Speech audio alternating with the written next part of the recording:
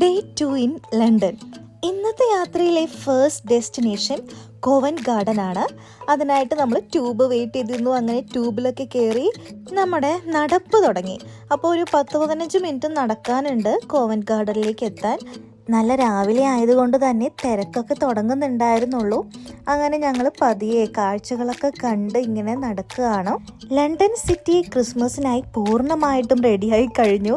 വെറുതെ ഇങ്ങനെ നടക്കുമ്പോൾ തന്നെ കാണാൻ നല്ല ഭംഗിയാണ് കേട്ടോ. ഓരോ ഷോപ്പിലും ഫുള്ള് ഡെക്കറേഷനായിട്ട്. അത് കണ്ട് നടക്കുമ്പോഴാണ് അവിടെ വലിയൊരു സ്ക്രീനിൽ സാംസങ് ഗാലക്സിയുടെ ഡിസ്പ്ലേ നടക്കുന്നത്. അപ്പോൾ അതെന്താണെന്ന് അറിയാൻ വേണ്ടി വെറുതെ ചെന്നൊന്ന് നോക്കിയിട്ടൊക്കെ പോന്നു. അവിടെ നിന്ന് ഇറങ്ങിയപ്പോൾ വളരെ അൺഎക്സ്പെക്റ്റഡ് ആയിട്ട് കണ്ടതാണ് കേട്ടോ ഇത്. This place is outer net London, an immersive digital space with massive 360-degree LED screens. ഇവിടെ കാണുന്ന വിഷ്വൽസ് ഒക്കെ ഫുള്ളി സറൗണ്ട് ചെയ്യും, like you are standing inside the art work it self. ലണ്ടനിൽ വന്നാൽ ഡെഫിനറ്റ്ലി മിസ് ചെയ്യാൻ പറ്റാത്ത ഒരു പ്ലേസ് ആണിത്.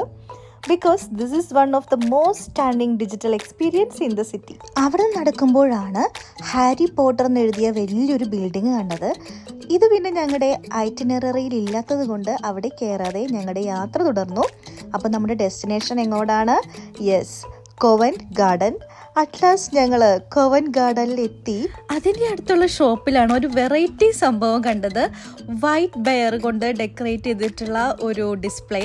അപ്പോൾ അവിടെ ഒന്ന് നിന്ന് 2-3 ക്ലിക്സ് ഒക്കെ എടുത്തു. ഇനി നമ്മൾ നേരെ കോവന്റ് ഗാർഡനിലേക്ക് ചെന്നു. അവിടെ കയറി ചെന്നപ്പോൾ തന്നെ കണ്ടത് വലിയൊരു ക്രിസ്മസ് ട്രീ ആണ് കേട്ടോ. ഈ വീഡിയോയിൽ അത് എത്രമാത്രം നിങ്ങൾക്ക് മനസ്സിലാവുമെന്ന് അറിയില്ല. ശരിക്കും നൈറ്റിലാണിത് കാണാൻ അടിപൊളി. അപ്പോൾ ചെറിയ ലൈറ്റ്സ് ഒക്കെ അതിലിട്ടിട്ടുണ്ട്. പിന്നെ അതിൻ്റെ ഓപ്പോസിറ്റ് ആയിട്ട് ആപ്പിൾ മാർക്കറ്റ് ഉണ്ട്.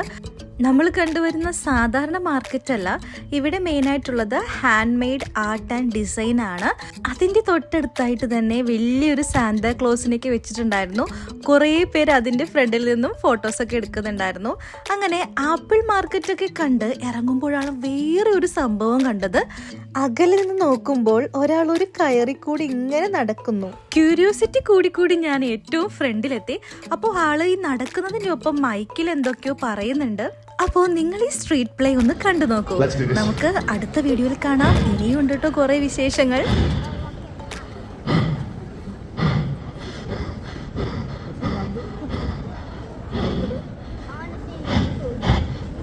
Wait for it, and now!